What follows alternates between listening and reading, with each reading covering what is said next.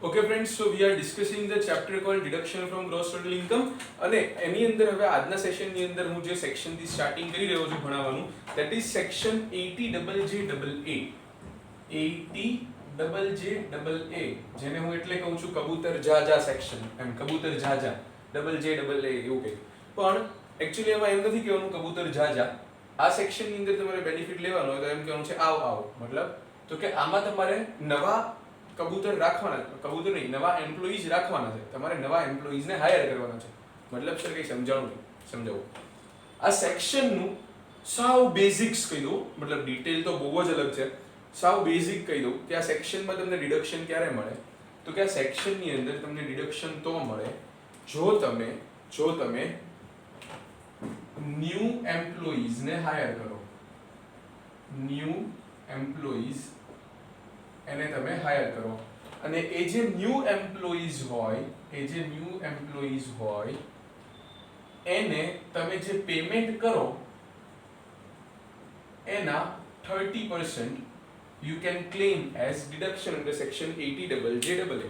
So you can say basically કે આ section કદાચ એવું વિચારીને ગવર્મેન્ટે બનાવી છે કે દેશમાં જે અનએમ્પ્લોયમેન્ટનો પ્રોબ્લેમ છે એ કદાચ કંઈક સમહાવ સોલ્વ થઈ શકે કે અમુક લોકો નવા એમ્પ્લોઈઝને હાયર કરે તો લાઈક તો કે સર કોઈ ડિડક્શન લેવા માટે નવા એમ્પ્લોઈઝને હાયર ના કરે હા અગ્રીડ પણ ઘણા તમે મોટા ભાગના કેસીસ તમે જુઓ ને તો અમુક ફેક્ટરીઝ હોય અમુક એવી જગ્યા હોય જ્યાં ઓલવેઝ છે ને એવું હોય કે જે રેગ્યુલર એમ્પ્લોઈઝ હોય ને they are always overburden mainly workers એ લોકો પાસે એ લોકો વધારાનું કામ જ કરાવતા હોય મતલબ કોઈ એક ફેક્ટરી છે એવું માની લો કોઈ એક એવી જગ્યા છે સો ત્યાં આગળ લેટ અસ સે લાઈક 100 એમ્પ્લોઈઝ ની જરૂર હોય ને તો એ લોકો 75 થી જ કામ ચલાવતા હોય એમને ખબર છે કે બાકીના 25 પછી આપણે ઓવરટાઈમ કરાવી લઈશું આ એક નોર્મલ ઇન્ડિયન મેન્ટાલિટી છે ઓકે સો થાય શું તો કે એવા લોકોને ખબર જ છે કે આપણે નવા એમ્પ્લોઈઝની જરૂર છે એટલે એ લોકો આમ વિચારતા હોય કે નવા એમ્પ્લોઈઝ લેવા કે ના લેવા આમ તેમ એમાં એને વન ઓફ ધ બેનિફિટ એવો દેખાય એનો સીએ એવું સજેસ્ટ કરે કે જો તમે નવા એમ્પ્લોઈઝને રાખશો તો તમને એના એમ્પ્લોઈઝને જે પેમેન્ટ કરશો એના 30% થી તમને 80JJAA એટલે તમારી ગ્રોસ ટોટલ ઇન્કમમાંથી ડિડક્શન મળી જશે તો પહેલાને મજા આવી જાય કે વાહ ગ્રોસ ટોટલ ઇન્કમ મતલબ આપણો ટેક્સ બચે છે તો કે ચલો તો પછી એક કામ કરીએ આમે 75 જણાથી નથી થતું કામ તો ચલો બીજા 10-15 રાખી લઈએ સો કહેવાનો મતલબ જ એ છે કે આવા જ કેસીસની અંદર 80JJAA કામ લાગે છે અને એનાથી કારણે થોડુંક મતલબ એમ્પ્લોયમેન્ટને બેનિફિટ મતલબ એમ્પ્લોયમેન્ટ દેશની અંદર વધે એવા પર્પઝથી આ સેક્શન બનાવવામાં આવી છે સો બેઝિકલી ફ્રેન્ડ્સ હું તમને લોકોને વાત કરું તો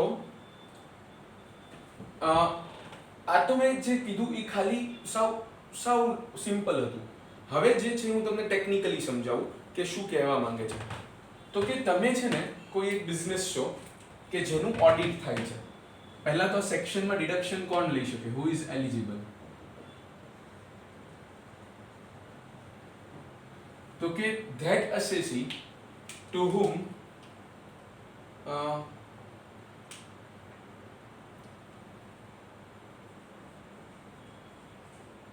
(44AB) is applicable. મતલબ કોઈ એવો અસેસી હોય કે જેને 44AB એપ્લિકેબલ છે તમને ખબર જ નથી 44AB શું છે એટલા માટે બીકોઝ તમે બિઝનેસ સાઇડ નથી ભણ્યા પણ 44AB એ ટેક્સ ઓડિટની સેક્શન છે ઇન શોર્ટ કોઈ એવો અસેસી કે જેને ઓડિટ કરાવવું પડે છે આમ જુઓ તો એનું ટર્નઓવર 2 કરોડથી એક્સીડ થાય છે તો બેઝિકલી એ 44AB માં ઘણા પોઈન્ટ છે ખાલી મેં તમને એકાદો પોઈન્ટ કીધો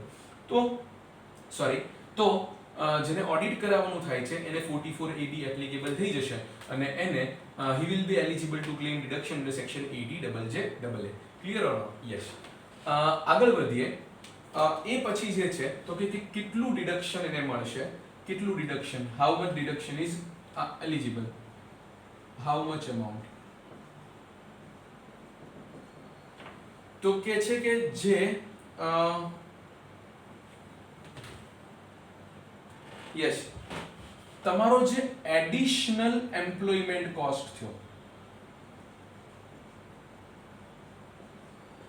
એડિશનલ એમ્પ્લોયી કોસ્ટ થયો એના 30% it is available as deduction તો કે સર એડિશનલ એમ્પ્લોયી કોસ્ટ એનો મતલબ શું તો કે એડિશનલ એમ્પ્લોયીનો કોસ્ટનો મતલબ એ થાય કે જે નવા એમ્પ્લોઈઝ આયા ન્યૂ એમ્પ્લોઈઝ એનો જે સેલેરીનું પેમેન્ટ થશે એના 30% તો કે સર તો કોઈ એવું વિચારે ને કે એક કામ કરીએ, આપણે જૂના એમ્પ્લોઈઝને કાઢી મૂકીએ અને નવા એમ્પ્લોઈઝને રાખી લઈએ. સો નવા એમ્પ્લોઈઝ વાળું છે એ ડિડક્શન મળવાનું.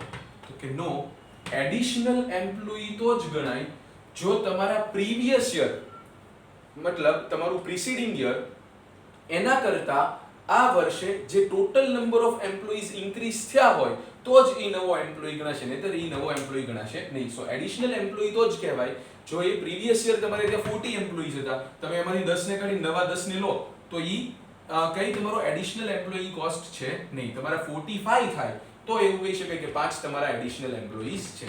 Clear or not? Yes. So પહેલા તો એ છે.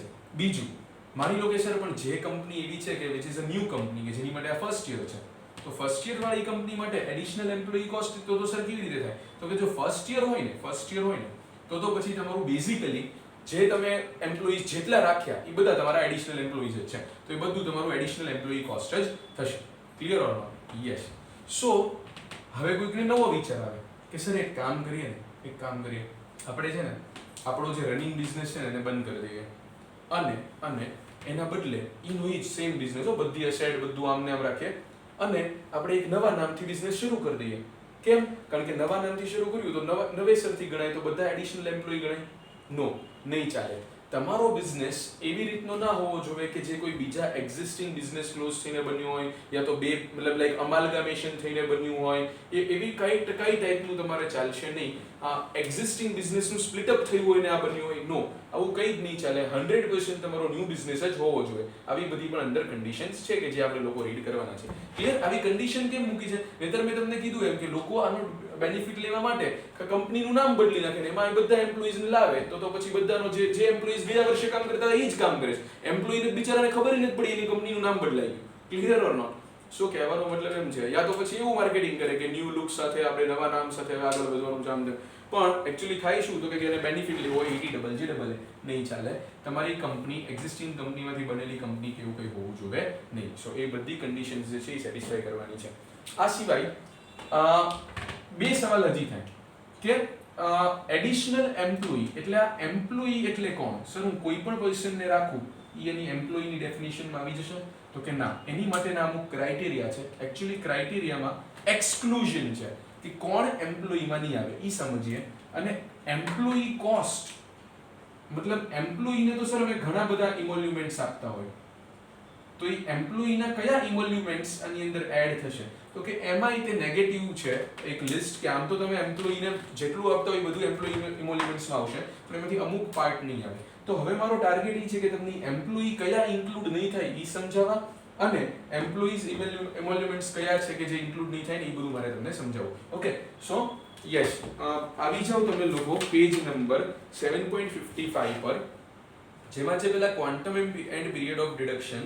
સો એની અંદર તમે જોશો તો તમને એવું દેખાશે કે જે એમ્પ્લોયી મતલબ સોરી જેને 44AB એપ્લાય થાય છે they can claim the deduction. કેટલું? તો કે deduction of an amount equal to 30% of additional employee cost incurred in the course of such business in the previous year would be allowed for 3 assessment years including the assessment year relevant to previous year in which such employment is provided. કહેવાનો મતલબ એમ છે કે તમારે 2019-20 assessment year 2019-20 એટલે કે previous year 2018-19 એમાં તમારા ત્યાં 40 એમ્પ્લોઈઝ હતા. તમે પ્રીવિયસ યર 2019-20 ની અંદર 40 ના બદલે 50 એમ્પ્લોઈ કરી નાખ્યા, તો આ 10 એમ્પ્લોઈઝ એડિશનલ આવ્યા. યસ. સો એ જે 10 એમ્પ્લોઈઝ વાળી જે કોસ્ટ છે મતલબ એને જે તમે પેમેન્ટ કરતા હોય એના 30% તમને પ્રીવિયસ યર 2019-20 માં મળશે, એના 30% તમને પ્રીવિયસ યર 2020-21 માં મળશે અને એના 30% તમને મળશે ઇવન પ્રીવિયસ યર 2021-22 માં. ટોટલ તમને 3 કન્ઝિક્યુટિવ અસેસમેન્ટ યરમાં ડિડક્શન મળે starting from the year in which such employment is provided. Clear or not? Yes or no? Yes. તો આટલું બધાને સમજ પડશે? ક્લિયર? સો એ 3 અસેસમેન્ટ યર્સ વાળો પોઈન્ટ મેં તમને નતો કીધો પણ હવે મેં તમને સમજાવી દીધું કે શું છે. Conditions to be fulfilled. Okay. The deduction would be allowed only subject to fulfillment of the following conditions. શું કહે છે? Sorry if I have not informed you. Sorry, my bad. Literally. હું ગ્રુપમાં પહેલા જ મેસેજ કરી દઈશ આ લેક્ચર મૂકવાની સાથે. તમારે મોડ્યુલમાંથી કરવાની છે ETJJA. સો પ્લીઝ સિંઘાનિયા ખોલીને બેઠા હોય તો આમ સોરી, તમારે ETJJA મોડ્યુલમાંથી કરવાની છે. મેં આમ તો પ્રીવિયસ સેશનમાં કીધું હતું પણ તો પણ કોઈને ના સમજણ હોય, સો હું મોડ્યુલમાં પેજ નંબર 7.55 વાળું રીડ કરતો હતો. ઓકે, હવે હું પેજ નંબર 7.56 પર છું. The business should not be formed by splitting up or reconstruction of an existing business. મતલબ કોઈ બિઝનેસને સ્પ્લિટ અપ કરીને એટલે ડીમર્જર જેવું કરીને નથી બન્યો, યા પછી કોઈ એક્ઝિસ્ટિંગ બિઝનેસનું રિકન્સ્ટ્રક્શન થઈને બિઝનેસ નથી બન્યો.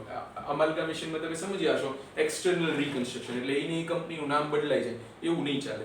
The business is not acquired by the assessee by way of transfer from any other person or as a result of business reorganization. मतलब कोई બીજા પાસેથી પરચેસ કરેલો રનિંગ બિઝનેસ પણ નથી, યા તો કોઈ રીઓર્ગેનાઇઝેશન એટલે અમાલ્ગામેશન કે એવું કંઈ પણ કરેલું નથી. Okay, and the report of an accountant giving the prescribed particulars has to be furnished along with return of income. So તમારા return of income, ROI એટલે return of income ની સાથે CA નો તમારે રિપોર્ટ દેવો પડશે, એટલે CA નું certificate દેવું પડશે. તમે એમ કહેશો સર CA ક્યાં લખ્યું છે, એકાઉન્ટન્ટ લખ્યું છે. જ્યાં જ્યાં જગ્યાએ એકાઉન્ટન્ટ લખ્યું છે, પછી એક ઇન્કમ ટેક્સમાં આગળ સેક્શન છે 280 કે 290 ની સિરીઝમાં કે જેમાં એમ લખ્યું છે કે એક્ટમાં અમે જ્યાં જ્યાં એવું લખ્યું હોય એકાઉન્ટન્ટ, તો એકાઉન્ટન્ટ મીન્સ ચાર્ટર્ડ એકાઉન્ટન્ટ. સો ક્લિયર? તો એ રિપોર્ટ આપણે CA નો દેવાનો થશે કે CA એમ કહેશે કે ભાઈ હા આ કોઈ એક્ઝિસ્ટિંગ બિઝનેસને સ્પ્લિટ અપ કરીને કેમ નથી બન્યું, બધું બરાબર છે, તો જ તમે ETJJA માં ડિડક્શન લઈ શકો. Clear or not? Yes. Okay, meaning of certain terms, wait a minute.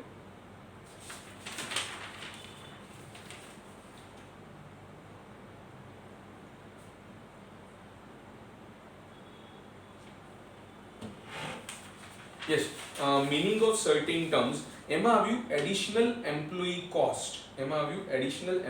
Cost, અને નીચે તમે જુઓ બી પોઈન્ટ, એમાં એમ કીધું છે એડિશનલ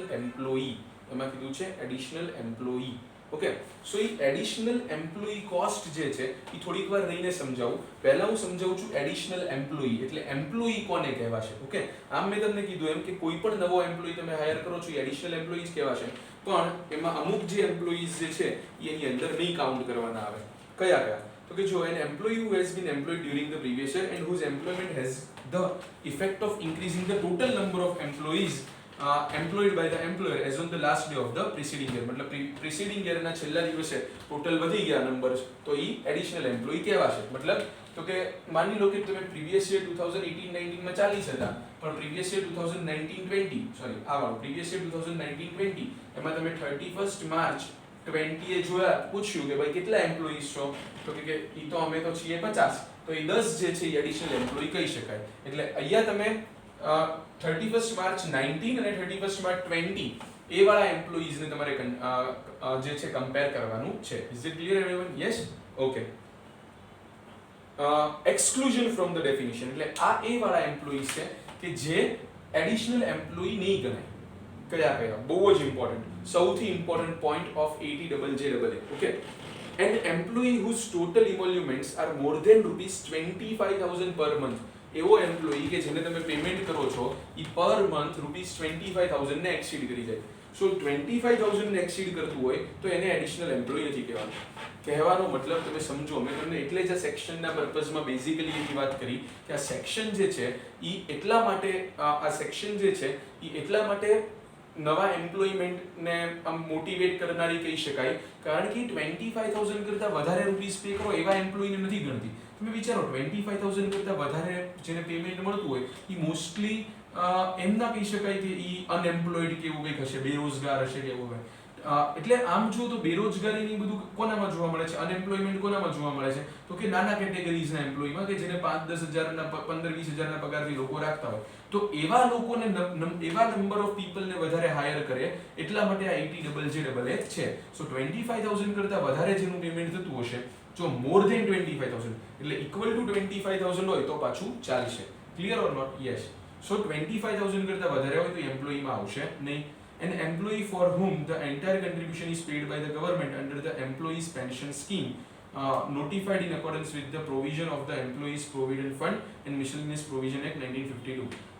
શોર્ટમાં કહું તો આ વાત કરે છે ગવર્મેન્ટ એમ્પ્લોઈઝની. કેમ?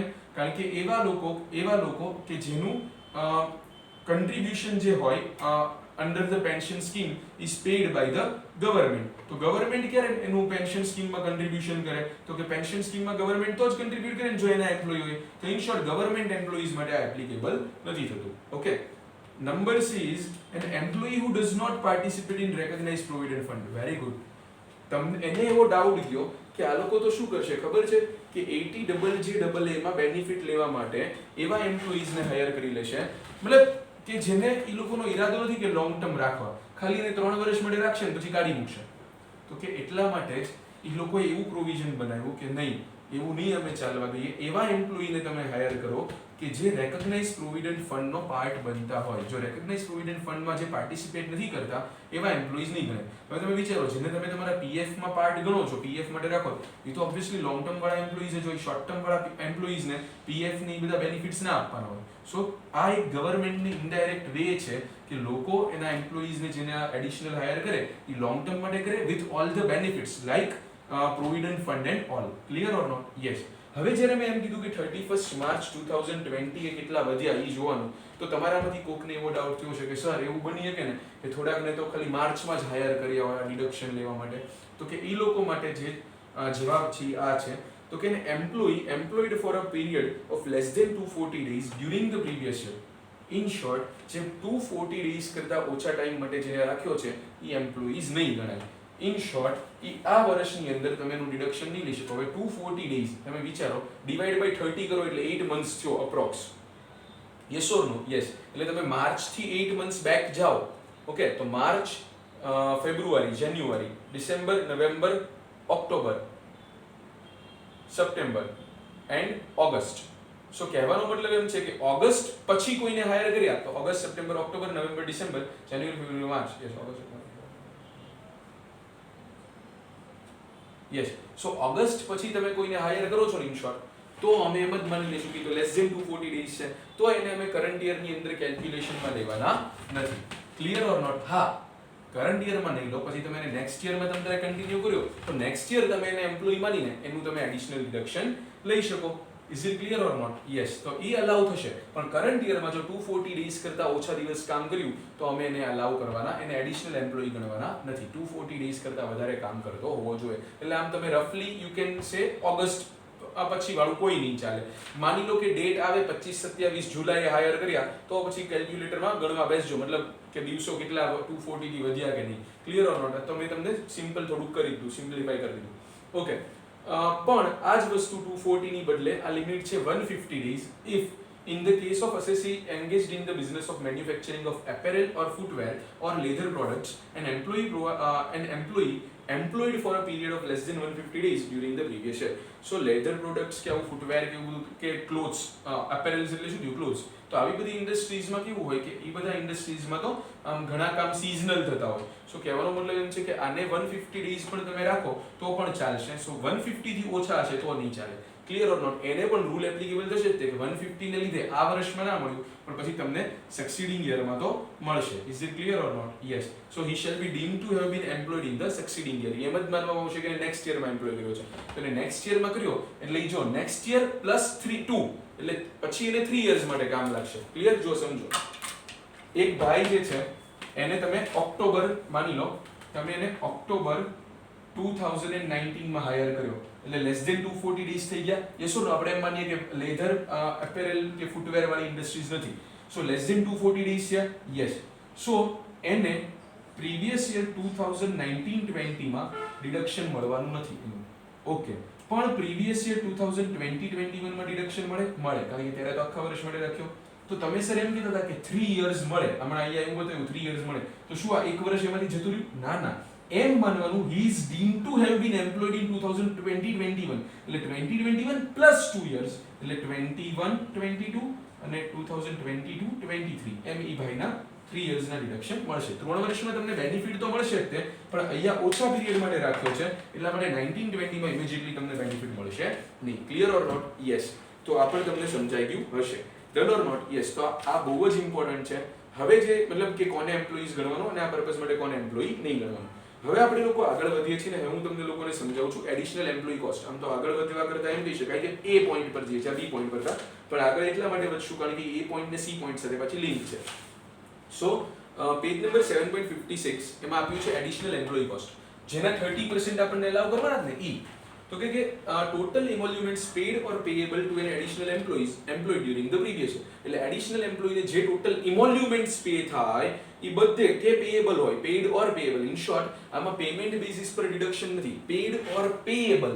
પેયેબલ નો મતલબ એમ છે કે even if the salary is due or accrue, yet you can claim the deduction under section 80JJAA. Clear or not? Yes. So in the case of an existing business, the additional employee cost shall be nil if એ પછી કહું. પણ total emoluments paid or payable to additional employees employ during the previous year. આટલું બધાને સમજાઈ ગયું છે. Total emoluments paid. હવે ટોટલ ઇમોલ્યુમેન્ટ્સ ઈ શું છે એ સી પોઈન્ટમાં આપ્યું છે, એ હમણાં આવીને જોઈએ. પણ હવે એમ કે છે કે આ બે કેસની અંદર તમે ભલે આ રીતે ઇમોલ્યુમેન્ટ્સ આપ્યા હોય according to the definition of emoluments, પણ અમે એને એડિશનલ એમ્પ્લોયી કોસ્ટ નહીં માનીએ, ડીમ કરી દઈશું કે એડિશનલ એમ્પ્લોયી કોસ્ટ નથી. કેમ? કારણ કે પહેલું, the additional employee cost shall be nil. The additional employee cost shall be nil if there is no increase in the number of employees from the total number of employees employed as on the last day of the preceding year. मतलब पहला करता कई વધ્યા નથી તો નહીં. એ તો મેં તમને પહેલા જ સમજાવી દીધું. yes or no? yes. Number B, emoluments are paid otherwise than by account pay check or account pay bank draft or by electronic clearing system through a bank account or through any other prescribed electronic mode.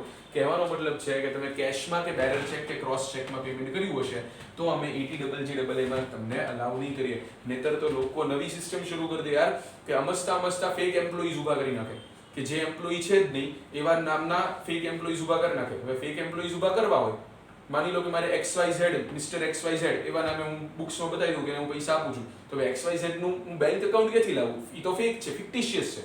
Yes or નો? તો એટલા માટે જ કીધું કે તમારે payment તો compulsory કેવી રીતે કરવું પડશે, તો કે account payee cheque, electronic clearing system or draft or any other electronic mode. એટલે મતલબ લાઈક તમે you can say net banking or mobile banking, એ બધું પ્રિસ્ક્રાઇબ્ડ આની અંદર હશે. કહેવાનો મતલબ બેન્કિંગ થ્રુ તે પેમેન્ટ થશે અને ઈ તે બેરર ચેકમાં નહીં. કેમ? કારણ કે બેરર ચેક તો પાછો કેવો હોય કે હું ફેક એમ્પ્લોયી ઉભો કર્યો જ ને મેં XYZ, તું XYZ ના નામનો બેરર ચેક બનાવ, પણ બેરર ચેક નો મતલબ જ ઈ થાય કે કોઈ પણ જઈને પૈસા ઉપાડી આવે. Clear or not? તો ઈ પછી હું જ ખુદ જઈને પૈસા ઉપાડી આવું ઈ નામના, અને લાગે એમ કે ભાઈ આ ચેક તો એનકેશ કરાયો છે, આ કોઈ XYZ લીધું જ છે. Clear or not? In short એ લોકોએ પૂરી એવી ધ્યાન રાખી લીધું છે કે તમે એડિશનલ એમ્પ્લોયી ફેક પણ ક્રિએટ ના કરી શકો, તમે કોઈ જ ખોટું ના કરી શકો. એના માટે 80JJAA માં બધું છે.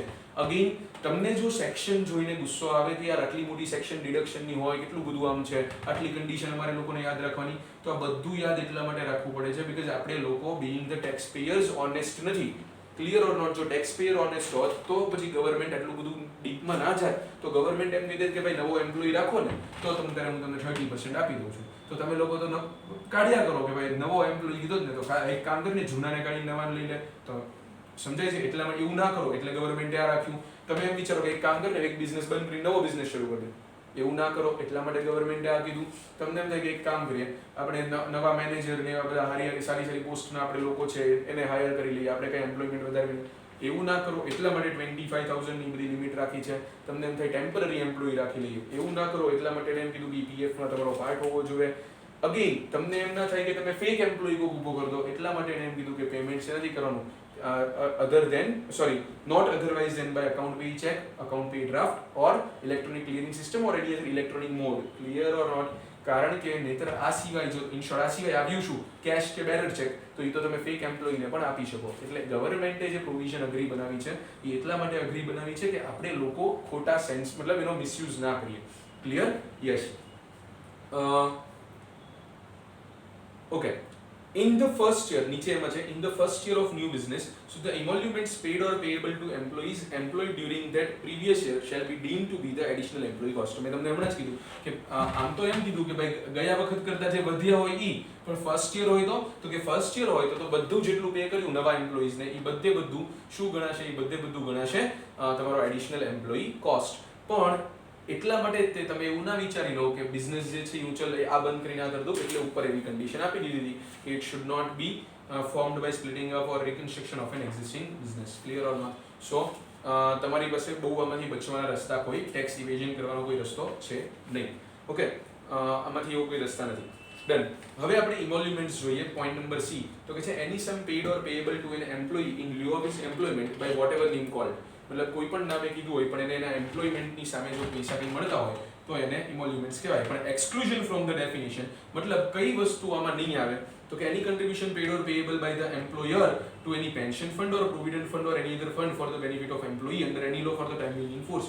મતલબ એમ્પ્લોયર જે એમ્પ્લોયી માટે કોઈ પ્રોવિડન્ટ ફંડમાં, રેકગ્નાઇઝ પ્રોવિડન્ટ ફંડમાં કે સ્ટેચ્યુટરી પ્રોવિડન્ટ ફંડમાં કે પછી કોઈ એના પેન્શન ફંડમાં કેમ કન્ટ્રીબ્યુટ કરતો હોય, મતલબ પેન્શન ફંડ યાદ છે ને પેલું 80CCD1 અને એમાં એમ્પ્લોયર ક્યારે કરતો હતો 80CCD2 માં, તો એ બધું જે એમ્પ્લોયર કન્ટ્રીબ્યુટ કરતો હોય તો એ કઈ જેની અંદર ઇન્ક્લુડ નહીં થાય. ઇવન જે પીપીએફ માં એમાં એમ્પ્લોયર કન્ટ્રીબ્યુટ કરે છે એની અંદર ઇન્ક્લુડ નહીં થાય. એન્ડ બીજું તો બહુ સિમ્પલ છે, lump sum payment. Any lump sum payment paid or payable to an employee at the time of termination of his service or superannuation or voluntary retirement, such as gratuity, severance pay, leave encashment, voluntary retrenchment benefit, commutation of pension and the like. આમ તો આવું આવે જ નહીં, કારણ કે હજી જે એમ્પ્લોયીને હાયર કર્યો એને 3 વર્ષમાં તમે રિટાયર કરીને ગ્રેચ્યુઇટી આપી દેશો એક સાથે, પણ ગવર્મેન્ટને ડર છે કે ભાઈ આ પબ્લિક ગમે તે કરી શકે, એટલે એણે એમ કીધું કે ઇવન તમે જો કોઈકને આવી ગ્રેચ્યુઇટી કે એવું કંઈક તમે આપશો કે તમે સેવરન્સ પે કે પછી વોલન્ટરી રિટાયરમેન્ટનું કે એવું કંઈ પણ નામે તમે પૈસા આપશો કે કમ્યુટેશન ઓફ પેન્શન, કમ્યુટેડ પેન્શન આપ્યું તો કે એ અમે લોકો કન્સિડર કરવાના નથી ફોર ધીસ પર્પઝ. નહીતર એ તો કેટલું મોટું એનું 30% કરો તો બહુ બધું ડિડક્શન લોકો ક્લેમ કરી લે. Is it clear? યસ. સો આ બહુ સિમ્પલ છે section 80JJAA. Now I request you that before I move further with the question, that is illustration number 16, I advise you to read the entire section once and then and only then you move ahead with this video. Is it clear? પહેલા આખી section read કરી લો પછી જ આ વિડિયોમાં આગળ વધો. Okay.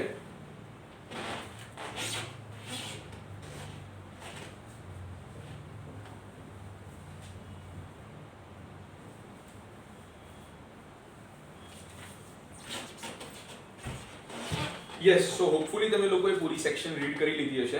હું તમને કરાવી રહ્યો છું illustration 16. Mr. A has commenced the business of manufacture of computers on 1st April 2019. He employed 350 new employees during the previous year 2019-20. Okay, અને નવો બિઝનેસ શરૂ કર્યો એટલે જેટલા એમ્પ્લોયી છે એ બધા ન્યૂઝ ગણાય. Yes. The details of whom are as follows. મતલબ આ 340 વાળા જે છે 350 વાળા જે છે એને કેવી રીતે લીધા હશે. યસ. તો કે નંબર ઓફ એમ્પ્લોઈઝ એક કોલમમાં આપ્યું છે, બધા સિરિયલ નંબરની બાજુમાં નંબર ઓફ એમ્પ્લોઈઝ, પછી જે ડેટ ઓફ એમ્પ્લોયમેન્ટ, કઈ ડેટ પર એનું એમ્પ્લોયમેન્ટ થયું. તો કે સર આ ડેટ ઓફ એમ્પ્લોયમેન્ટ આપણા માટે શું કામનું? ઓબ્વિયસલી કામનું. પેલા 240 ડેઝ અને 150 ડેઝ કેલ્ક્યુલેટ કરવા માટે કે ભાઈ એને એમ્પ્લોય લેસ ધેન 240 ડેઝ નથી કરી નાખ્યા ને, લેસ ધેન 150 ડેઝ નથી કર્યા ને, એટલા માટે. ક્લિયર? યસ. ધેન રેગ્યુલર ઓર કેઝ્યુઅલ, તો કે એનું હમણાં તમને મતલબ સમજાશે કારણ કે નીચે કંઈક એના રિલેટેડ આપ્યું છે. So 1, 2 and 4 are regular employees but category 3 is casual employees. Okay. Total monthly emoluments પર એમ્પ્લોય સીધું આપી દીધું છે કેટલું મંથલી ઇમોલ્યુમેન્ટ્સ. તો પહેલો જે છે એનું 24,000 છે, પહેલા જે 75 રાખે ચાલે ચાલે. બીજા જે છે એ 26,000 છે, ના ચાલે બીકોઝ એ 25,000 ને એક્સીડ થઈ ગયું તો આ નવા એમ્પ્લોઈઝ ગણાય નહીં, તો you can not claim deduction in section 80JJAA. Yes. So એના પર ક્રોસ કરી દો. ત્રીજા જે છે કેઝ્યુઅલ છે, કેઝ્યુઅલનું 25,500 છે ને, એક કામ કરો ક્વેશ્ચનમાં ચેન્જ કરી દો અને તે 25,500 ની બદલે 24,500 કરી દો. સો 24,500 થી ચાલશે? તો કે હા સર તો ચાલશે. ઓકે. કેમ મેં આવું કરાયું હમણાં કહું. નંબર 4 એમાં છે 100 એમ્પ્લોઈઝ રેગ્યુલર અને એને એમ્પ્લોયમેન્ટ આપી છે 1 સપ્ટેમ્બર. ઓકે. હવે પહેલા જે મતલબ કેઝ્યુઅલ એમ્પ્લોયી છે ને એની ડેટ એ 1 ઓગસ્ટના બદલે તમે કરી નાખો એની ડેટ પણ કરી નાખો 1 જૂન, તો જ તે ઈ ચાલશે. બાકી પાછા 1 ઓગસ્ટ છે, જો સોરી મારાથી રહી ગયું. કેઝ્યુઅલ એમ્પ્લોઈઝ 1 ઓગસ્ટ છે, એ પણ નહીં ચાલે. એની બદલે 1 ઓગસ્ટની બદલે તમે શું કરી નાખો, 1 ઓગસ્ટની બદલે કરી નાખો 1 જૂન. ઓકે. સો ઈ ચાલી જશે આમ જુઓ તો, પણ સમજાવું છું આગળ. સો થર્ડ વન ફરી કહું છું, 50 એમ્પ્લોઈઝ 1 જૂન 2019 કેઝ્યુઅલ અને 24,500. યસ. તો અત્યારે જોતા તો એમ લાગે છે કે ચાલશે. ફોર્થ જે છે એ 100 છે એ 1 સપ્ટેમ્બર 2019 છે ફ્રેન્ડ્સ, અને 1 સપ્ટેમ્બર એટલે ઓબ્વિયસલી 240 ડેઝ થાય નહીં. સો 240 ડેઝ નહીં થાય તો આમાં ચાલશે નહીં. પણ હા, જો આ એવી કંપની હોય કે જે મેન્યુફેક્ચર ઓફ અપેરેલ, ફૂટવેર કે પછી લેધર પ્રોડક્ટ્સ કરતી હોય તો કે તો એને 150 ડેઝ હોય. 150 ડેઝ એટલે તમે જો 335 150, સો 5 મંથ્સ. સો 5 મંથ્સ બેક જાઓ તો માર્ચ, ફેબ્રુઆરી, જાન્યુઆરી, ડિસેમ્બર ને નવેમ્બર. તો નવેમ્બર પહેલા વાળા ચાલે ને, આ તો સપ્ટેમ્બર છે, સપ્ટેમ્બર પછી તો ઓક્ટોબર આવે. સો ડેફિનેટલી ચાલશે.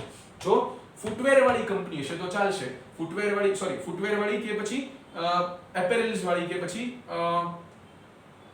લેધર પ્રોડક્ટ્સ વાળી, યસ તો ચાલશે, નહીતર નહીં ચાલે. Clear or not? Yes. The regular employees participate in the recognized provident fund while the casual, હું પછીનું રીડ કરું છું, પેલું 24,000 થી પેલું ચાલે એમ છે, યસ, પણ ઈ નંબર 4 વાળા ચાલે એમ કેમ નથી, 19/2019 છે એટલે. પણ જો ઈ મેં તમને કીધું એમ એવી સ્પેશિયલ કેટેગરી કંપની હશે, ફૂટવેર એપેરેલ કે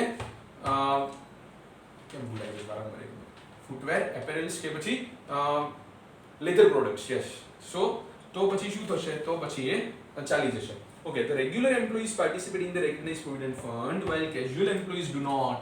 કહેવાનો મતલબ એમ છે કે જે થર્ડ કેટેગરી હતી કેઝ્યુઅલ એમ્પ્લોઈઝ એ પણ નહીં આવે. મેં તમને જો એકચ્યુઅલી એ એટલું ગંદુ હતું ને, એને સમ ફ્રેમ કરવામાં ધ્યાન નથી રાખ્યું. એને સમ ફ્રેમ કરવામાં એક તો પહેલા આપી દીધી 1 ઓગસ્ટ, તો ત્યાં જ નીકળી જતો હતો બિચારો. પછી આપ્યો 25,500, ત્યાં જ નીકળી જતો. એટલે હવે એને ગણવાનો જ નતો થતો. તો એ પાછું નીચે એમ કીધું કે કેઝ્યુઅલ એમ્પ્લોઈઝ, એટલે 3 વાર બિચારાને એમ કીધું તું ડિસઅલાઉ છો, તું ડિસઅલાઉ છો, તું ડિસઅલાઉ છો. આવું કોઈને કહેવાય એને કેટલું ખરાબ ફીલ થાય કે યાર 3 વાર ડિસઅલાઉ કર્યા, મતલબ એક વાર કરો ઠીક છે, એકાદ વાર. એટલે મેં શું કર્યું, મેં સમ તમને ચેન્જ કરાવી દીધો. એટલે તમે ઉપર એને એમ લાગે, તમને એમ લાગે કે 1 જૂન છે, ઓકે અલાઉ થશે, 24,500 છે, અલાઉ થશે. પણ નીચે તમને ખબર પડે કે ઓકે કેઝ્યુઅલ યાર રેકગ્નાઇઝ પ્રોવિડન્ટ ફંડ નથી એટલે ડિસઅલાઉ થશે. Clear or not? પેલા એમ્પ્લોઈઝની ફિલિંગ્સ નહીં હર્ટ ના થાય કે યાર 3 વાર 3 રીઝનથી અમને ડિસઅલાઉ કરી દે છે એડિશનલ ડિડક્શન માટે, એવું ના થાય. એટલા માટે મેં 2 ચેન્જીસ કર્યા હતા. Yes or no? Yes.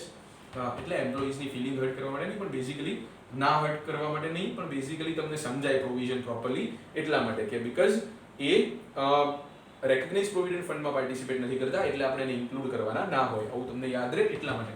Okay, so compute the deduction if any available to mister A for assessment year 2020-21 if the profit and gains derived from the manufacture of computers that year is 75 lakhs and its total turnover is 2.16 crores. 2.16 crore turnover છે, એનો મતલબ 2 કરોડથી વધી ગયું. Audit કરવું પડશે. Profit 75 lakh છે એટલે ઘણો પ્રોફિટ છે, સો આપણું જે રિડક્શન હોય અપ ટુ 75 લાખ તો થઈ જ શકશે. અને મેન્યુફેક્ચર શું કરે છે? કમ્પ્યુટર. તો કે કમ્પ્યુટરને એપેરેલ્સ કહેવાય? તો કે ના, કમ્પ્યુટર ના પહેરાય. કમ્પ્યુટર્સને ફૂટવેર કહેવાય? તો કે સર બહુ જ ખરાબ લાગે, નો ના કહેવાય. કમ્પ્યુટરને લેધર પ્રોડક્ટ્સ કહેવાય? તો કે ના, હજી એ બધું બન્યું નથી. કહેવાનો મતલબ છે કે આ 240 ડેઝ વાળી કેટેગરી છે. સો પેલા જે ફોર્થ કેટેગરી વાળા છે એ ડિસઅલાઉ થશે. તો ફર્સ્ટ વાળા એક જ અલાઉ થયા, જે પેલા 24,000 વાળા 75 એમ્પ્લોઈઝ હતા એ. યસોનો બાકી ત્રણેય અલગ અલગ ગ્રાઉન્ડ જે ડિસઅલાઉ થયા. સેકન્ડ વાળા કયા? 26,000 છે એટલે. થર્ડ વાળો કેઝ્યુઅલ છે અને રેકગ્નાઇઝ પ્રોવિડન્ટ ફંડમાં પાર્ટ નથી કરતો એટલે. અને ફોર્થ વન બીકોઝ એને 240 ડેઝ થતા નથી એટલા. Yes or no? Yes. So, what would be your answer if Mr. A has commenced the business of manufacture of footwear on 1/4/2019? તો કે હા યાર, તો ફોર્થ કેટેગરી વાળાને એડ કરી દેશું, એમાં શું ફરક પડી જાય? Yes or no? Yes. તો કહેવાનો મતલબ કંઈ જ નથી. આનું ડિડક્શન તો હવે બહુ જ સિમ્પલ છે. આખી જો સેક્શન સમજાઈ ગઈ તો બહુ માથાકૂટ કરવાની નથી. ક્વેશ્ચન આટલો અઘરો છે, આન્સર 2 પેજ ભરીને આપ્યો છે, but the calculation is quite simple, for which I'll need calculator. Give me a minute and I'll get it.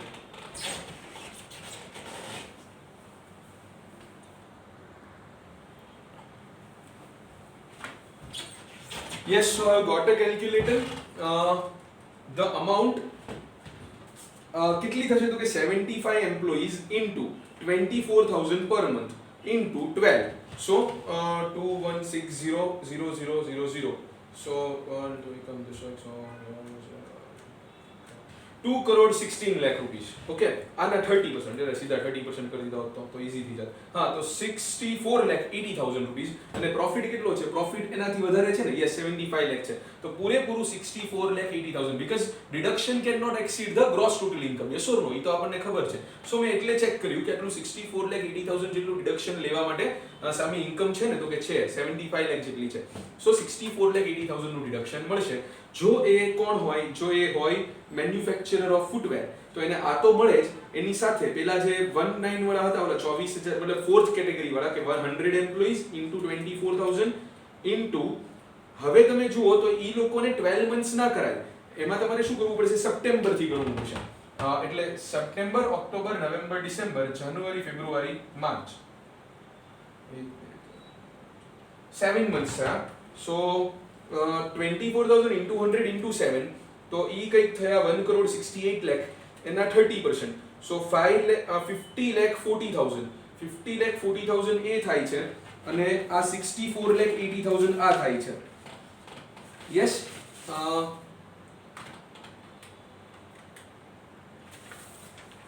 64 lakh 80,000. Yes, so total comes to 1 crore 15 lakh 20,000. So તમે એમ કહી શકો કે 1 crore 15 lakh 20,000 છે, પણ again આગળ જે છે income મેં તમને કીધી ઈ 75 lakhs છે, પણ બની શકે ને કે બીજા હેડની પણ ઇન્કમ્સ હોય. સો અત્યારે આપણે તો અહીંયા એમ જ કહી દેવાનું કે if gross total income is exceeding 1 crore 15 lakh 20,000, so the maximum deduction under section 80JJAA can be 1 crore 15 lakh 20,000 if he is manufacturer of footwear. Clear or not? So બહુ જ સિમ્પલ સેક્શન હતી, પણ બહુ બધું content હતું, પણ hopefully હવે તમારા માટે કન્ટેન્ટ પણ સિમ્પલ થઈ ગયું છે, સેક્શન પણ સમજાઈ ગયું છે, પ્રેક્ટિકલ સમ પણ આવડી ગયો છે. આઈ એમ મૂવિંગ ફર્ધર અને હવેની બે સેક્શન જે સમજાવું છું આજના સેશનની અંદર એ હું તમને લોકોને વિનોદ સિંઘાનિયામાંથી કરાવું છું. બસ આ બે જ સેક્શન એવી હતી કે જે મેં તમને લોકોને મોડ્યુલમાંથી કરાવી. એક હતી 80G અને એક હતી 80JJAA. ઓકે, કબૂતર જાજા સેક્શન કે JJAA એવું એટલા માટે તો 80JJAA અને 80G. સો આ બે સેક્શન આપણે લોકોએ કરી આપણા મોડ્યુલમાંથી. બાકીની જે સેક્શન છે એ આપણે કરશું સિંઘાનિયામાંથી. Okay, so open up page number. I am teaching the section 80 QQB and 80 RRB.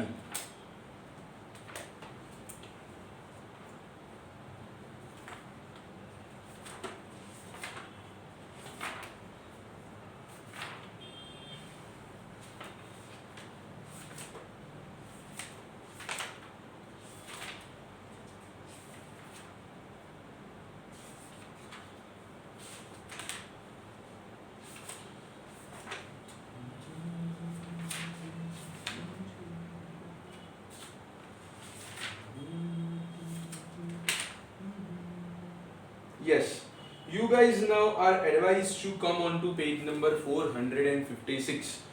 એ પહેલા તમને જો આમાંથી કંઈ લખવું હોય તો આમ તો નથી લાગી રહ્યું, પણ તોય કોઈકને કંઈક લખવું હોય તો you guys can copy that.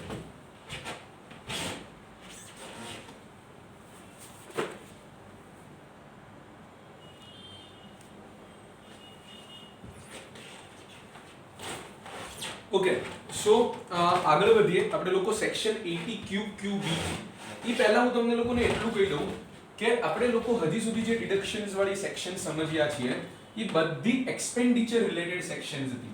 એ બધી એક્સપેન્ડિચર રિલેટેડ સેક્શન હતી. મતલબ તો કે તમારે ખિસ્સામાંથી કંઈક પૈસાનો આઉટફ્લો કરવો પડતો હતો. મેં તમને લોકોને કીધું જ હતું 80I સુધીની બધી જે ડિડક્શનની સેક્શન છે એ બધી કેવી છે કે જેમાંથી પેમેન્ટ તમારે કંઈક કરવું પડે, પણ I પછીથી I થી લઈને જે સેક્શન છે એમાં તમને કોઈક ઇન્કમ થશે તો તમને ડિડક્શન મળે. પણ હા 80JJAA એનું એક્સેપ્શન છે કે 80I પછી લિસ્ટમાં આવે છે તો પણ JJAA માં પેમેન્ટ કરવાથી કંઈક ડિડક્શન મળે છે. એક જ એનું એક્સેપ્શન છે. હવે આપણે લોકો જેટલી સેક્શન સમજવાના છીએ એ બધામાં મતલબ જે 80I પછીની હશે એ બધી ઇન્કમ રિલેટેડ ડિડક્શન છે. મતલબ તમને કોઈક ઇન્કમ થશે પણ એ ઇન્કમમાંથી અમે તમને અમુક ઇન્કમ અલાઉ કરી દઈશું as a deduction under section something 80I થી લઈને 80U સુધીની વચ્ચે કે. ઓકે, તો સૌથી પહેલા હું તમને સમજાવું છું 80 QQB એમ. ઈ સેક્શન હતી બહુ ડરી જતી હતી તો એને પૂછ્યું QQB એમ, QB ગઈ એમ, ખબર નહીં, સોરી માય બેડ. આવું વિડિયો લેક્ચરમાં ના કરવું જોઈએ. બહારના લોકો આપણો વિડિયોઝ જોવે છે, તમે લોકો જુઓ ત્યાં સુધી વાંધો નહીં, પણ ઠીક છે. 80 QQB નહીં, 80 QQB deduction in respect of royalty.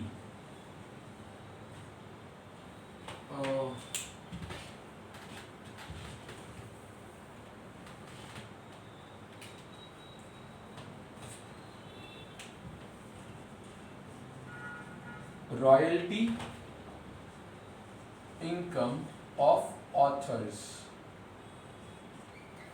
તો પહેલા તો આ સેક્શનમાં કઈ ઇન્કમ સામે તમને ડિડક્શન મળવાનું છે તો કે માની લો તમે ઓથર હોય એટલે તમે બુક લખી, બુકના રાઇટર, તો તમને 80 QQB ની અંદર તમને એ કંઈક બેનિફિટ મળશે. કેવી રીતે? તો કે જો તમે ઓથર હોય ને તો તમને જેની મતલબ જે પબ્લિકેશન મતલબ તમે જ્યારે તમારી પોતાની બુક પબ્લિશ કરાવો તો એ કોઈ પબ્લિકેશન હાઉસ પાસે તમારે જવું પડે. એ પબ્લિકેશન હાઉસ તમારી બુક પબ્લિશ કરે એની સામે એ વેચે બુક તો એને પૈસા મળે, યસ, પણ એ જે પૈસા મળે એમાંથી થોડોક પોર્શન તમને આપે જેને કહેવાય રોયલ્ટી. તો એ જે રોયલ્ટી તમને આપે છે ને ફ્રેન્ડ્સ, એની અંદરથી you can claim deduction under section 80 QQB. પણ આની માટે તમે ઓથર ઓર જોઈન્ટ ઓથર હોવા જોઈએ. મતલબ તમે ખુદ બુક લખી હોય યા તો બુકની સાથે મળીને બુક લખી હોય તો આવું હોવું જોઈએ. બીજું, બુક જે લખવાની છે એ કોઈ ભણવા રિલેટેડ ના હોવી જોઈએ, એટલે સારા ઓથર, સારાવાળા, મતલબ લોકોને પકાવવા માટેના કામ નથી કરવાના, ભણાવવાના નથી. યા પછી પેલું પેમ્ફલેટ, બ્રોશર એવું બધું નથી છાપવાનું. પ્રોપર બુક હોવી જોઈએ કે જે something you can call literary or artistic work. Literary or artistic work એટલે કંઈક આર્ટ હોય યા પછી કંઈક સાયન્સ રિલેટેડ હોય, મતલબ ફિક્શન્સ ની બધું. આ ચેતન ભગત કાઇન્ડ ઓફ પીપલ, એ લોકો જે લખતા હોય નોવેલ્સ, એવી બધી નોવેલ લખવાની. સો આપણામાં ઘણા રાઇટર્સ છે, સો એવી કંઈક તમે લોકોએ બુક લખી કાઢી, સો એની સામેની રોયલ્ટી જે છે એમાંથી તમે you can claim deduction under this section. Clear or not? Okay. હવે ડિડક્શન કેટલું મળે, એ જે અમાઉન્ટ ઓફ ડિડક્શન છે ને, એ જ બહુ મેઇન છે આ સેક્શનમાં સમજવાનું. એના માટે તમે બુકમાં જો જોશો ને, મતલબ યા તો સિંઘાનિયામાં રીડ કરશો તમને નહીં મજા આવે, પણ આ જે હું ચાર્ટ એક બનાવી દઈ રહ્યો છું, આનાથી તમને 100% ક્લેરિટી આવી જશે. Okay.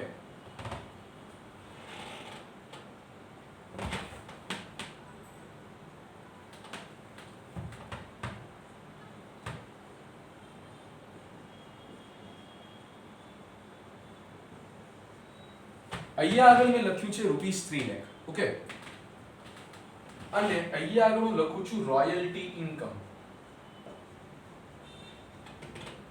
whichever is less.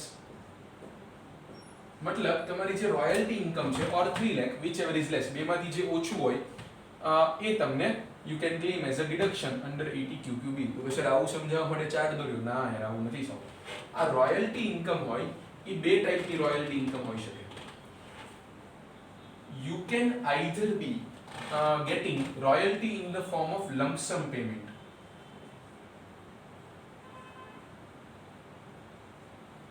You can either be getting royalty in the form of lump sum payment, or you can get it as a percentage of sales. Meaning thereby what? તો કે lump sum payment જો હોય, lump sum payment એટલે ઘણા ઓથર્સને એવી રીતે higher કર્યા હોય કોઈ પ્રોડક્શન હાઉસે કે તમે અમારા માટે બુક લખી દો, અમે તમને 2 લાખ રૂપિયા રોયલ્ટી આપી દેશું. મતલબ જેટલી બુક વેચાય, પછી 2 વેચાય કે 200 વેચાય કે 2000 વેચાય, જેટલી બુક તમારી વેચાણી અમારે તમને 2 લાખ રૂપિયા આપવાના. સો ઈ લમસમ પેમેન્ટ છે. પર્સન્ટેજ ઓફ સેલ્સ એટલે આ બધા ચેતન ભગત ટાઈપના જે રાઇટર્સ હોય મોટા મોટા, એ બધા પોતાના પબ્લિકેશન હાઉસ પાસેથી એમ કેવી રીતે રોયલ્ટી લે, તો કે ઈ શું કરે, એ પોતાના પબ્લિકેશન હાઉસને એમ કે જેટલે પ્રમાણમાં સેલ થઈ હોય એના મતલબ સેલ વેલ્યુના આટલા પર્સન્ટેજ હું પર બુક લઈશ. Clear or not? યસ. તો હવે માની લો કે પર્સન્ટેજ ઓફ સેલ્સ જે છે, પર્સન્ટેજ ઓફ સેલ્સ જે છે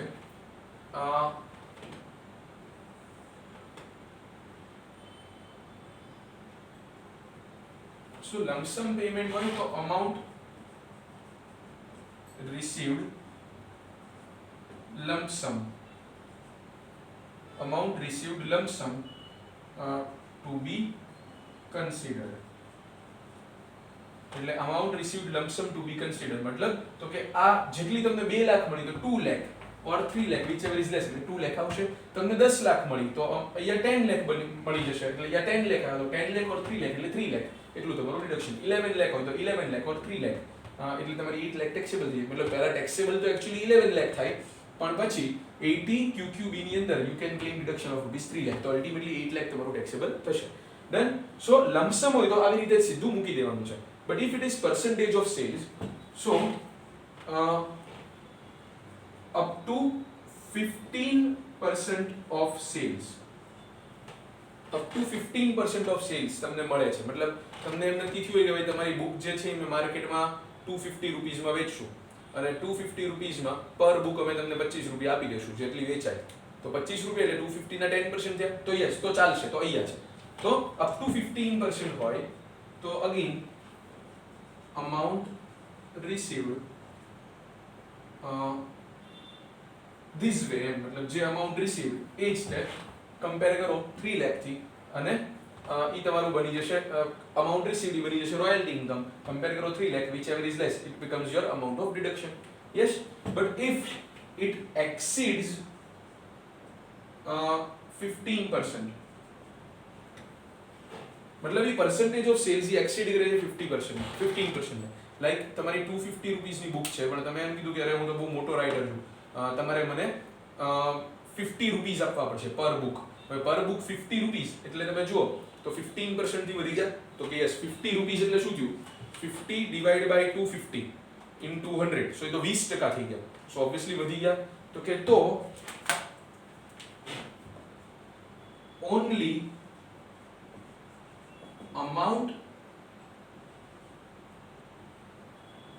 only amount at the rate 15% is to be considered. કહેવાનો મતલબ શું છે તો કે એનાથી જે વધારે મળ્યું ઈ તમારે ઈ તો ડિડક્શન માટે એલિજિબલ જ નથી. એટલે તમને 20% મળતું હોય તો ઈ ઉપરનો 5% જે છે એ રોયલ્ટીની ઇન્કમમાં તમે મૂકી જ નહીં શકો 3 લાખ સાથે કમ્પેર કરવા માટે.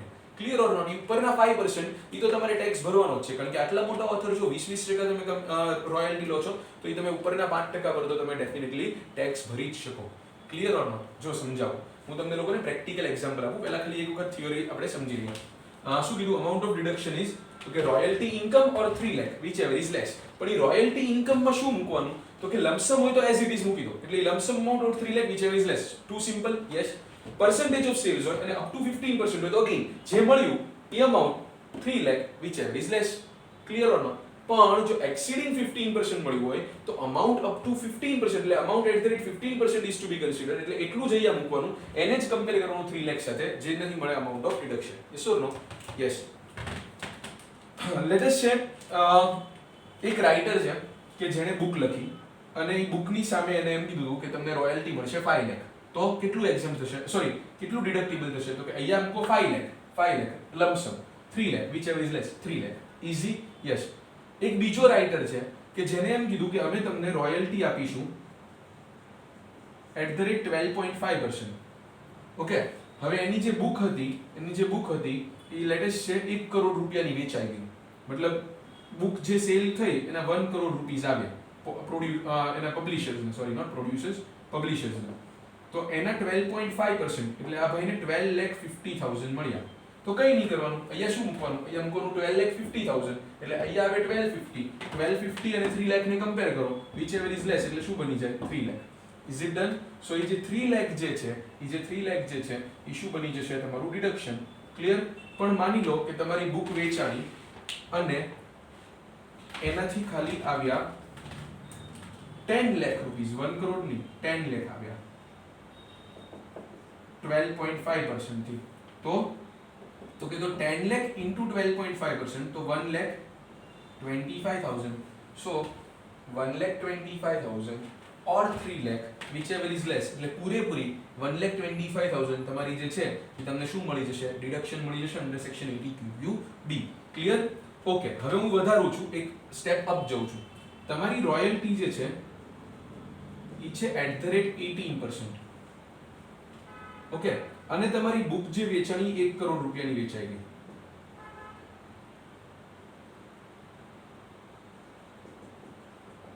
સો કેટલું મળે? 18 લાખ રૂપીસ મળે. તો અહીંયા 18 લાખ નથી મૂકવાના, ત્યાં મૂકવાના છે ઓન્લી 15%, એટલે 1 કરોડના 15%. કારણ કે મેં તમને કીધું એમ ઉપરના 3 લાખ પર તો તમારે ટેક્સ ભરવો જ પડે. સો એના 15% કરો, સો 15 લાખ આવ્યા. 15 lakh or 3 lakh whichever is less એટલે 3 lakh. so 18 lakh માંથી તમારા 3 lakh ટોટલ ડિડક્શન મળે. Is it clear? So 18 lakh પહેલા તમારી ઇન્કમ થઈ જશે પણ 3 lakh તમને QQB માં ડિડક્શન મળશે. Yes. Okay. Moving ahead, next section. તો સોરી નેક્સ્ટ સેક્શન નહીં, નેક્સ્ટ પરમ્યુટેશન કોમ્બિનેશન. માની લો કે તમારી રોયલ્ટી તમારી બુક વેચાણી 10 લાખની, સેમ એક્ઝામ્પલ ઉપર જેવું છે. તો 10 લાખના 18% કેટલા થાય? 1,80,000. પણ તમને એમ થાય કે સર 1,80,000 તો 3 લાખ કરતા ઓછા છે, તો પૂરા 1,80,000 મળી જવા જોઈએ ને? નો, પૂરા 1,80,000 નહીં મળે, કારણ કે 18% છે એટલે ઉપરના 3% તો તમારે ટેક્સેબલ રહે જ. તમારે અહીંયા મૂકવાના હોય ખાલી 15% જ છે, એટલે હું 2 0 કાઢી નાખું છું. સો અહીંયાથી પણ 2 0 નીકળી જશે. ચલો વ્યવસ્થિત લખીએ. સો ઇન શોર્ટ જે તમારી બુક 10 લાખ રૂપીસની હતી વેચાણી હતી એના અપ ટુ 15% ઈ જ અહીંયા ગણવાના વિચ ઇઝ 1,50,000. સો 1,50,000 અહીંયા જશે ઈ તમારી રોયલ્ટી ઇન્કમ કહેવાય ઓર 3 લાખ whichever is less એટલે 1,50,000 નું તમને ડિડક્શન મળશે. તમે કહો સર પણ 180 મળ્યા ઈ તો વિધિન 3 લાખ છે, પણ તમારે ઉપરના જે એક્સેસ હોય જે 15% કરતા ઉપરનું ઈ તમારે કન્સિડર કરવાનું નથી. Clear or not? તમે આ જ વસ્તુ હું તમને વિનોદ સિંઘાનિયામાંથી વંચાવું, તમને એમ લાગશે કે આ રીતે તો કંઈક ઊંધો અર્થ જ કાઢે અને આવા કેસમાં તો ડેફિનેટલી તમે 1,80,000 રિડક્શન લઈ જ લે, પણ ના લેવાય બીકોઝ જે ઈ કંપનીનું જે રોયલ્ટી છે એ 15% થી એક્સીડ કરી ગઈ છે. Clear or not? Yes. So you can read it. તમારે 80QQB તમે આવી જાઓ પેજ નંબર 456 પર, પેરા નંબર 163 પર, જેમાં આપ્યું છે તમને બધી condition. The following condition should be satisfied. બહુ જ ઇમ્પોર્ટન્ટ છે. He should be resident individual, એટલે ઇન્ડિવિજ્યુઅલ હોય અને રેસિડેન્ટ હોય. ઇન શોર્ટ નોન રેસિડેન્ટને બેનિફિટ નહીં મળે. વાંચી લેજો એ paragraph. Author or joint author, yes. Joint author, sorry, author or joint author હોવો જોઈએ, યસ. લિટરરી વર્ક મતલબ કોઈ લિટરરી કે આર્ટિસ્ટિક વર્ક, મેં કીધું એમ ડાયરી, જર્નલ્સ કે એવું બધું લખવા માટે, ન્યૂઝપેપરમાં કેમ છાપવા માટે, કે સ્કૂલની બુક લખવા માટે તમને પેમ્ફલેટ્સ કે એવું લખવા માટે તમને કંઈ ડિડક્શન મળવાનું નથી. તમારે કંઈક લિટરરી, આર્ટિસ્ટિક ઓર સાયન્ટિફિક નેચરનું કંઈક લખવું પડશે. Clear or not? Yes. So in short મેં કીધું એમ Chetan Bhagat type. Income includes royalty. So the gross total income of the taxpayer includes the following: royalty or the copyright fees payable in lump sum or otherwise in respect of aforesaid book. It also includes advance payment which is not returnable. Yes, તો એ બધું એની અંદર આવી જશે. એડવાન્સમાં આપ્યા હોય રાઇટરને પૈસા કે તું આટલા રાખો તો તમે બુક લખવાની ટ્રાય કરો, ના લખાય તો બસ આટલા રાખજો, તો એ પણ એની અંદર રોયલ્ટી જ કહેવાય. ડન. ઘણીવાર એને કોપીરાઇટ ફીસ પણ કહેવાતી હોય છે. Okay. lump sum consideration for transfer of any interest in copyright of the book. મતલબ એને લખી નાખી બુક, પછી એને કોઈ પબ્લિશરને એમ કીધું કે હવે તમે કોપી કરો તો અંદર તમે વેચો, તો પબ્લિશર કે વાહ થેન્ક યુ, તો કે થેન્ક યુ નહીં, એક સાથે 10 લાખ રૂપિયા આપતો તને અમારી બુક છાપવા દો. તો એ જે તમને મળ્યું lump sum consideration for the purpose of giving up your copyright, તો એ પણ એની અંદર આવી જશે. Is it done? યસ. તમારે શું કરવાનું છે તો કે તમારે એક ફોર્મ નંબર 10 CCD ની અંદર ચાર્ટર્ડ એકાઉન્ટન્ટ પાસેથી એક સર્ટિફિકેટ હોય એ તમારે લેવું પડશે અને એ સર્ટિફિકેટ તમારે ફર્નિશ કરવું પડશે along with your return of income, તો જ તમને ડિડક્શન મળશે. અમાઉન્ટ ઓફ ડિડક્શન તો તમે જુઓ પહેલા તો કેટલું એને ડાહ્યા થઈને કેવું સિમ્પલ આપી દીધું કે if the aforesaid conditions are satisfied then the amount of deduction is rupees 3 lakh or income from royalty as stated above whichever is lower. So 3 lakh or above whichever is less. તો કે તમે કહો sir તમે તો આટલું બધું કરાવ્યું. અરે નીચે જો પછી એને અધર પોઈન્ટ્સમાં પોઈન્ટ નંબર 2 જુઓ તો કે rate of royalty not to exceed 15%. તો એ વાંચીએ તો કે જે where the income by way of royalty or copyright fee is not lump sum consideration, એટલે ઇઝ નોટ એટલે પર્સન્ટેજ ઓફ સેલ્સ છે. Yes. In lieu of all the rights of the assessee in the book, so much of the income before allowing the expenses attributable to such income as in excess of 15%, એટલે જે income જે 15% કરતા વધારે છે of the value of such books sold during the previous year shall be ignored. એટલે ઈ તમારે ગણવાની જ નથી. 15% કરતા વધારે હોય કન્સિડર નહીં કરવાની. એટલે જ મેં તમને આ જે ચાર્ટ બતાવ્યો એનાથી તમારું કામ થઈ જશે. Yes or no? યસ. ઉપરનો પોઈન્ટ રેમિટન્સ ફ્રોમ અબ્રોડ, તો શું કહે છે તો કે where the eligible income is earned outside India the deduction shall be allowed on so much of the income earned in foreign exchange which is brought in India within 6 months from the end of the previous year or within extended period as permitted by RBI or competent authority. Moreover, the deduction will not be allowed unless the taxpayer electronically furnishes the certificate in form number 10H. તો કહેવાનો મતલબ એમ છે કે જો તમને foreign થી રોયલ્ટીની આવી રીતે ઇન્કમ થતી હોય, મતલબ તમે કોઈ ફોરેન ઓથર માટે લખી, તમે રેસિડેન્ટ ઇન્ડિવિજ્યુઅલ જ છો પણ તમે સોરી ફોરેન ઓથર નહીં, ફોરેન પબ્લિશર માટે તમે બુક લખી છે યા તો તમારી બુક તમે ફોરેનમાં સેલ કરવાના કોઈને રાઇટ્સ આપ્યા, એમાંથી તમને ઇન્કમ થાય છે. સો આવા સિચ્યુએશન્સની અંદર, આવા કેસીસની અંદર પણ ફ્રેન્ડ્સ જે તમારી રોયલ્ટી ઇન્કમ જે છે એ તમને એમાંથી ડિડક્શન મળી શકે, પણ સબ્જેક્ટ ટુ જે તમારી ઇન્કમ ત્યાંથી આવે એ તમારે 6 મંથ્સમાં રિકવર કરી લેવાની થશે, યા તો પછી આરબીઆઈ પાસેથી એને કરતાં વધારે જે પીરિયડ અલાઉ થાય એ. આ એકચ્યુઅલી ફેમાં સાથે કનેક્શન છે એટલે તમને એક્ઝેક્ટલી નહીં આઈડિયા આવે, પણ પર્પઝ એ છે કે ફોરેનમાંથી રેમિટન્સ જલ્દી ઇન્ડિયામાં આવી જાય, ફોરેનમાંથી ઇન્કમ જલ્દી ઇન્ડિયામાં આવી જાય એટલા માટે આ કરવામાં આવ્યું છે. ઘણીવાર એવું બનતું હોય પછી ફોરેન એક્સચેન્જમાં ઇન્કમ આવે નહીં પાછળથી ને પહેલા એ ભાઈ રોયલ્ટીનું ડિડક્શન લઈ લીધું એને ઇન્કમનું આમ તેમ, સો એની કરતાં બેટર છે કે એને એકચ્યુઅલી પૈસા મળી જાય, રિસીવ થઈ જવા જોઈએ. તમે બહુ બધી ફોરેન ઇન્કમની અંદર આવું પ્રોવિઝન તમે જોશો, it is because of ફેમા, foreign exchange management act, કે તમને 6 મંથ્સની અંદર ત્યાંથી રેમિટન્સ આવી જવું જોઈએ. Is it done? Or RBI extend કરે પીરિયડ, જે આરબીઆઈ જે તમને એમ કે 6 નહીં ભાઈ તમને 9 મંથ્સ ચાલશે, 9 મંથ્સ ચાલશે, તો એ પણ ચાલશે. Done or not? Yes. So એક થિયોરેટિકલ પોઈન્ટ છે, ઠીક છે. Double deduction not allowed. તો એ એમ કે છે કે where a deduction under section 80 QQB for any previous year has been claimed or allowed, no deduction in respect of such income shall be allowed under any other provision in the act in the same assessment year. So કહેવાનો મતલબ એમ છે કે તો તમને પછી બીજા કોઈ હેડની અંદર તમે રોયલ્ટી ઇન્કમની સામે તમે ડિડક્શન લઈ શકશો નહીં. બાકી તમારે રોયલ્ટી જે હોય એ ગ્રોસ બેસિસ પર જ તમારે મતલબ જે તમારી થતી હોય એ રીતે તમારે ટેક્સ ભરી દેવો પડશે. Clear or not? યસ. બાજુના પેજમાં સમ આપ્યો છે, તમારે સોલ્વ કરવાનો છે. Clear? I am giving you some time to copy this chart.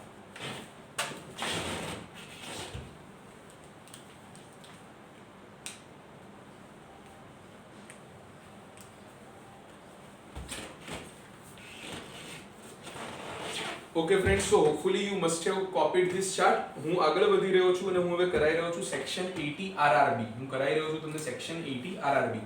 હવે 80 આરઆરબી શું છે તો કે સેમ 80 QQB જેવું જ છે, પણ 80 QQB માં શું હતું તો કે royalty income of authors. Yes. તો ત્યાં રોયલ્ટી હતી. અહીંયા આગળ જે રોયલ્ટી છે, હવે ઓથરને રોયલ્ટી શેની મળતી હોય તો કે એને રોયલ્ટી મળતી હોય કોપીરાઇટની. યસ ઓર નો? તો 80 QQB ની બદલે જે 80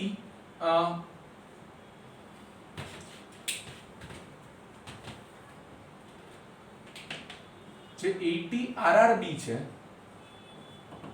એમાં જે રોયલ્ટી ઇન્કમ જ છે, પણ ઈ કોપીરાઇટ વાળી નથી, ઈ છે પેટન્ટ્સની. Royalty income of patents. તો એમાં તમને ડિડક્શન મળે છે 80 RRB ની અંદર. બહુ સિમ્પલ છે, સમજો. તમે કોઈક એવી નવી વસ્તુ બનાવી, તમે એક નવું મશીન બનાવી નાખ્યું કે જેનાથી લાઈક પાણીથી વ્હીકલ ચાલે, પેટ્રોલની જરૂર જ નથી. અત્યારે પેટ્રોલના ભાવ આમે વધી રહ્યા છે. સો હા, વધ્યા છે. યસ.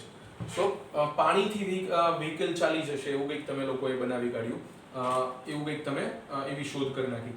હવે તમારું મશીન એક વખત તમે માર્કેટમાં મૂકો તો શું થાય તો કે તો પછી બીજા એ મશીન ખોલીને જોઈ લે કે આને અંદર આવું યુઝ કર્યું, ઠીક, આવું યુઝ કરીએ તો આપણે પાણીથી વ્હીકલ ચાલે એવું મશીન બનાવી નાખશું, એવું વ્હીકલ બનાવી નાખશું. તો તમારે શું કરવું જોઈએ તો તમારી કોઈ મતલબ તમારી જેવું જ મશીન એક્ઝેક્ટલી કોઈ કોપી પેસ્ટ ના કરી દે, એટલે તમારી જે તમારી પેટન્ટ હોય એ પેટન્ટ્સ એક્ટની અંદર રજીસ્ટર કરાવી દેવાની. હવે કોઈ તમારા જેવું મશીન બનાવે, સેમ પેટન્ટથી મશીન બનાવે, તો એણે તમારી પેટન્ટનો વાયોલેશન કર્યું કહેવાય.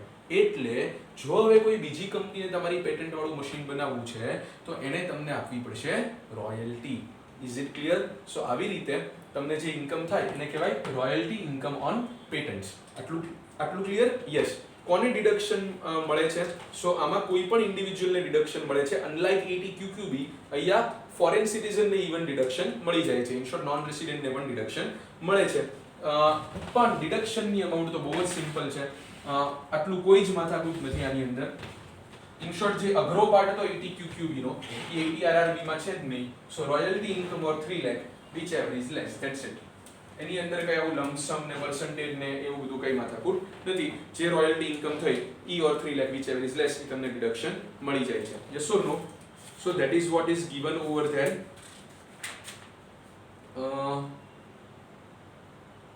યસ. મોસ્ટલી જે છે એ બધા પોઈન્ટ સિમિલર છે કે જે 80 QQB માં હતા. So I expect you to do this in homework. મતલબ તમે એક વખત રીડ કરી લો બધા પોઈન્ટ્સ. જેમ પહેલામાં CCD ભરવાનું હતું એમ અહીંયા CCE ભરવાનું છે. ક્લિયર? પાછળ અધર પોઈન્ટ્સની અંદર એવું છે સબસિક્વન્ટ રિવોકેશન ઓફ પેટન્ટ. એ તમને નહીં સમજાય એ હું તમને સમજાવું છું. સો આપણે રીડ કરીએ છીએ પેજ નંબર 458 પર. પેજ નંબર 458 પર જેમાં આપ્યું છે subsequent revocation of patent.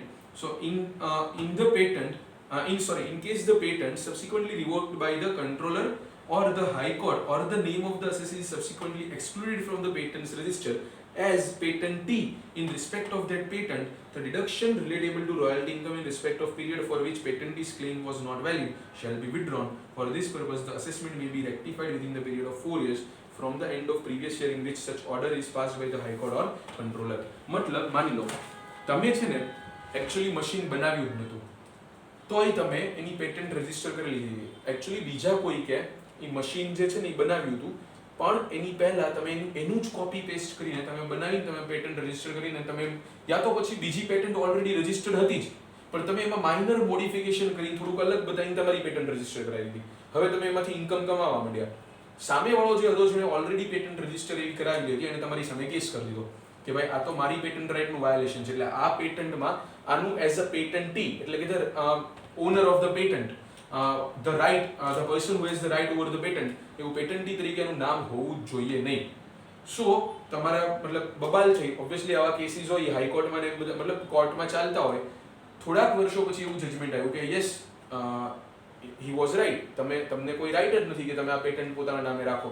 એટલે જે પેટન્ટના કંટ્રોલર હોય મતલબ એ જે પેટન્ટનું બધું સંભાળતા હોય એને તમારું નામ જે છે એ પેટન્ટ રજિસ્ટરની અંદરથી વિડ્રો કરી નાખ્યું અને હવે તમારી પાસે પેટન્ટમાંથી ઇન્કમ લેવાનો રાઇટ એવી રીતે રહ્યો નહીં. પણ તમે આગળના વર્ષોમાં ખોટે ખોટું એવી પેટન્ટની ઇન્કમ લીધી હતી અને એનું અપ ટુ ₹3 લાખ AT-RRB માં ડિડક્શન લીધું હતું. સો ઇન્કમ ટેક્સ એવું કહે છે કે તમે જે આવી રીતે પહેલા ડિડક્શન લીધું હતું એ હવે તમારું પકડાઈ ગયું, આવી રીતે તમે ખોટું પેટન્ટમાં નામ મતલબ તમે ચડાવી દો એવું બહાર આવી ગયું, તો તમારે હવે એના પર ટેક્સ ભરવો પડશે. તમારે એક સાથે જે છેલ્લા મતલબ જે પેટન્ટી તરીકે તમે લાયક મતલબ એલિજિબલ નતા ડિડક્શન લેવા માટે, ઇવન ઇન્કમ અર્ન કરવા માટે, પણ તોય તમે ઇન્કમ અર્ન કરી લીધી અને એના પર જે તમે ડિડક્શન ક્લેમ કર્યું એ ડિડક્શન આખું વિડ્રો થઈ જશે, ડિડક્શન પૂરું વિડ્રો થઈ જશે અને તમારે એના ઉપર ટેક્સ ભરી દેવો પડશે. આવું જે છે એ છેલ્લા 4 અસેસમેન્ટ યર માટે રિટર્ન રિવાઇઝ કરાવીને ચેન્જ અસેસિંગ ઓફિસર કરાવી શકે જો આવું કંઈક બહાર આવે તો. યસ, તો બાકી તો બધું બહુ જ સિમ્પલ છે. I advise you to read it from the book Singhania, અને જો કંઈ ના સમજાય તો you guys can ask me the doubt regarding that particular section. Is it clear? Yes. સો આટલું રાખીએ છીએ ફ્રેન્ડ્સ આજના સેશન માટે. બાકી આપણે નેક્સ્ટ સેશનની અંદર will try to complete section 80 TTA, TTB and some other sections are there like 80D, 80DD and 80U, અને પણ બેઝિકલી જે ઇમ્પોર્ટન્ટ છે 80 TTA and TTB છે એ આપણે નેક્સ્ટ સેશનની અંદર કમ્પ્લીટ કરીશું. આજના લેક્ચર પૂરતું આટલું રાખીએ છીએ. Thank you everyone.